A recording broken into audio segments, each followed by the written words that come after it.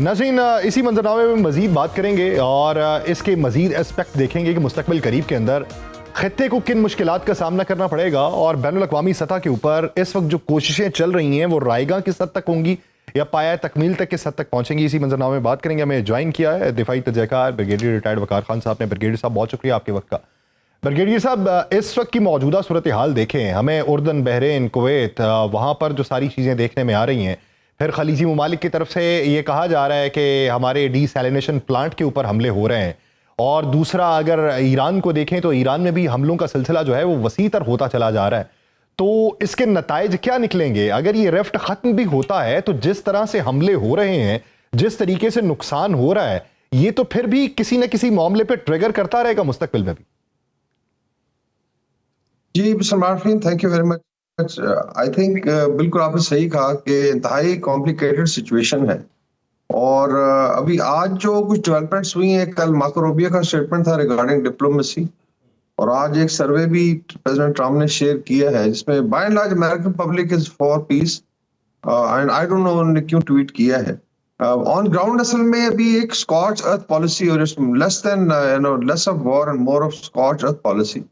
अगर आप ईरान की साइड देख लें तो मेनली जो फ्रंट लाइन के सूबे हैं इनके 5 जो है, उसमें आपका सिस्तान और बलूचिस्तान है, फिर हरमुज़गान है जहाँ बंदर अब्बास है, सबसे ज्यादा अटैक्स हुए। फिर आप ऊपर चले जाएं, बेसिकली शिराज का कुछ इलाका है, and then you go up to Khuzestan जो है कुवैत के साथ। ऑल अलोंग जो तकरीबन 150 किलोमीटर की पट्टी है, इस पे बहुत ज्यादा टारगेटिंग हुई बिकॉज यहाँ पे काफी सारे उनके ड्रोन बेसिस हैं। और दूसरा जो है, अगर आप इसकी ज्योग्राफी से वाकिफ हो तो जो बेसिकली जरगोस माउंटेन्स, यहाँ पे थोड़ी सी हाइट कम हो जाती, तो मे बी आई थिंक यहाँ पे पिन डाउन करने की एफर्ट है। लेकिन उसमें ब्रिजेस को निशाना बनाया गया है, वाटर इंफ्रास्ट्रक्चर उनका भी आई थिंक काफी इफेक्ट हुआ है, और ये सारे डिपेंडेंट है डिसैलिनेशन प्लांट्स। इसी तरह अक्रॉस द गल्फ आप चले जाएं, जो इमीडिएटली सामने ममालिक, उसमें कुवैत है, बहरीन है ज्यादा जिस पे हमले, फिर डेप्थ में इजिप्ट, सॉरी जॉर्डन है, और कुछ ना कुछ आई थिंक जो है कतर के ऊपर भी गिरता रहा है इनका इम्पैक्ट जो है। तो ये भी एक स्कॉच अर्थ पॉलिसी टाइप नजर आ रही है जिसमें मिलिट्री टारगेट्स अपनी जगह, लेकिन इसमें सिविलियन इंफ्रास्ट्रक्चर को निशाना बनाया जा रहा है। खुदा ना खास्ता डिसैलिनेशन प्लांट्स पे अगर मुतवातर हमले होते हैं तो दोनों तरफ there be huge crisis of water. वहां पे कोई दरिया वगैरह नहीं है, basically they depend on desalination. तो इसका मतलब है कि एक इंसानी बुरहान भी पैदा हो सकता है। और फिर इसका ओवरऑल इम्पैक्ट जो आ रहा है मार्केट्स पे, एनर्जी मार्केट्स पे, आपने देखा पाकिस्तान के अंदर अभी ऑलरेडी बातचीत शुरू होगी, डेली शायद एडजस्ट किए जाएंगे रेट्स में। तो ये it's a very critical situation, और इसमें अभी जो आई थिंक एक विंडो ऑफ अपॉर्चुनिटी आज नजर आई है, रॉयटर की खबर थी कि शायद एक और पीस के इंटरवेंशन की जा रही है। आई थिंक सारी दुनिया को उस पर फोकस करना चाहिए। मैंने पहले भी कहा था कि 3 एंटिटीज जो लड़ रही हैं इंतहाई अनस्टेबल हैं, और आपकी बात ठीक है कि कुछ भी हो सकता है। तो सर, बात जो सालसी की है उस पे तो ईरान का मौक़िफ़ आ चुका कि सालसों की कुछ सिफारिशात हमारे तक पहुंची हैं, हम डिस्क्लोज नहीं कर सकते। उन्होंने कहा जी उस पर गौर खोज करेंगे, लेकिन अमरीकी हमलों का भरपूर जवाब दिया जाएगा। अब जैसे देखिए कि कहा जाता है कि एक भी अमरीकी फ़ौजी मर जाए तो अमरीका उसका मुतहम्मिल नहीं होता। तो अब डोनाल्ड ट्रंप का ये कहना कि हम 3 फ़ौजियों का बदला लेके ये हमने हमले किए हैं, तो इस तरह की सूरत हाल तो सर किसी भी MOU को या किसी भी एग्रीमेंट को स्टैंड होने नहीं देगी। जी बिल्कुल है, लेकिन आई थिंक जो कैजुअलिटीज पे मेरी अपनी एस्टिमेट है ज्यादा है इसमें। अगर आप न्यूट्रल ऑब्जर्वर्स को देखें, इस तरीके से अटैक्स हुए हैं, definitely it is more than 3। कई लोग कह रहे हैं शायद 2 डजन कैजुअलिटीज हैं। और वॉर टाइम में जब आप लड़ाई करने जाते हैं, ये तो नहीं हो सकता कि कैजुअलिटीज नहीं होगी, दिस इज नेचुरल आउटकम है।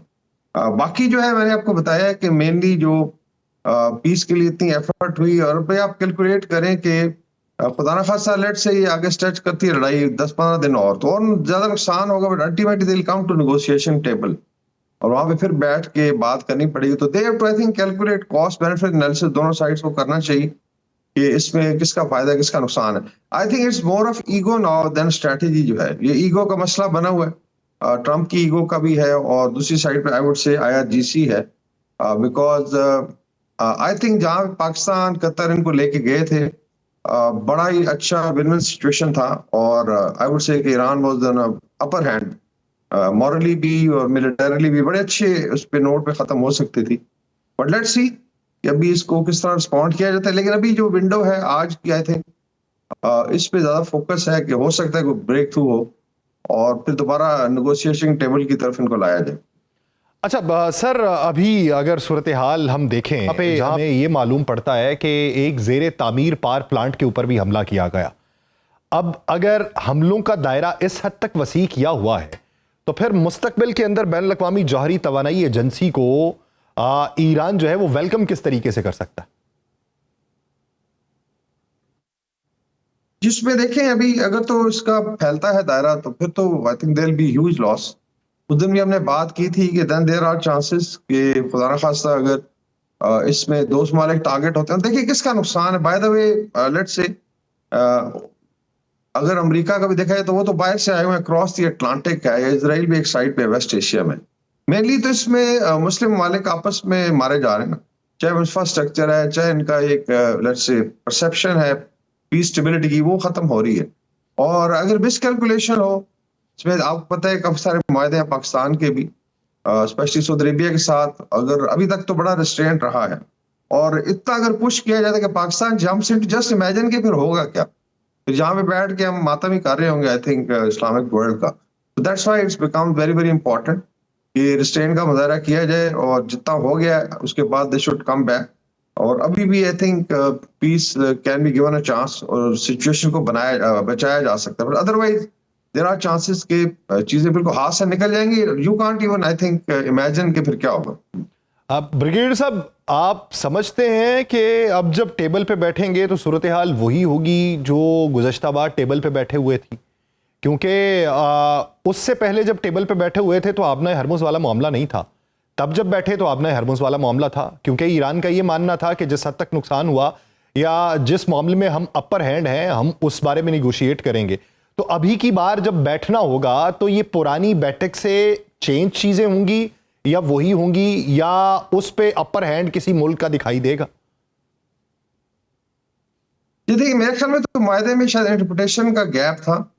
बाय एंड लार्ज जो इंटरनेशनल स्टेट्स हैं वहां पे फ्री नेविगेशन होती है। यस, इसमें जरूर है because Iran should be looking at security, ये चीजें रिपीट ना हो।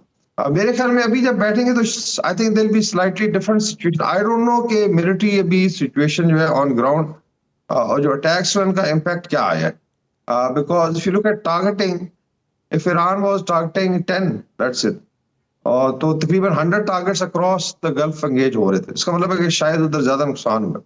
And then we have to look at कि जब दोबारा स्टार्ट होता है कहाँ पे होता है और क्या होगा उसका स्टार्ट पॉइंट।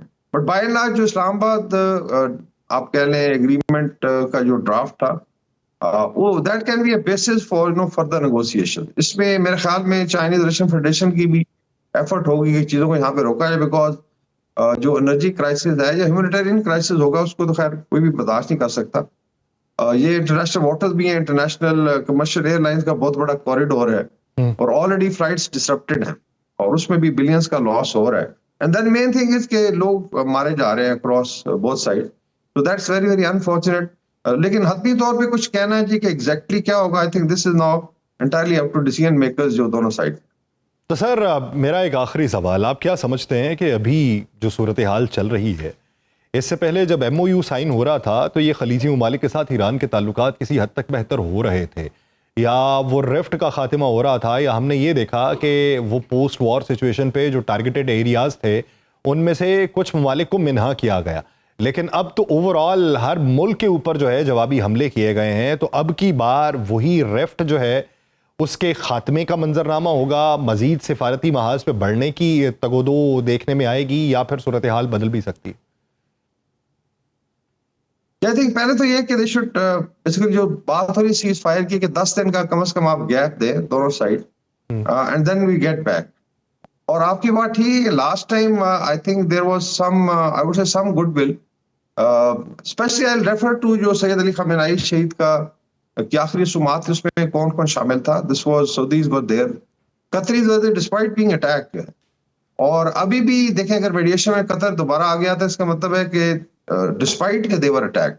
बाकी देखिए सिचुएशन इज वेरी कॉम्प्लिकेटेड। अभी इसमें ईरान का एक स्टांस हो सकता है कि आपने बेसिस दिए और वहां से हमले हो रहे हैं, they can always say this is for our self defence. तो ये तो आई थिंक बहुत पुराना अरेंजमेंट है।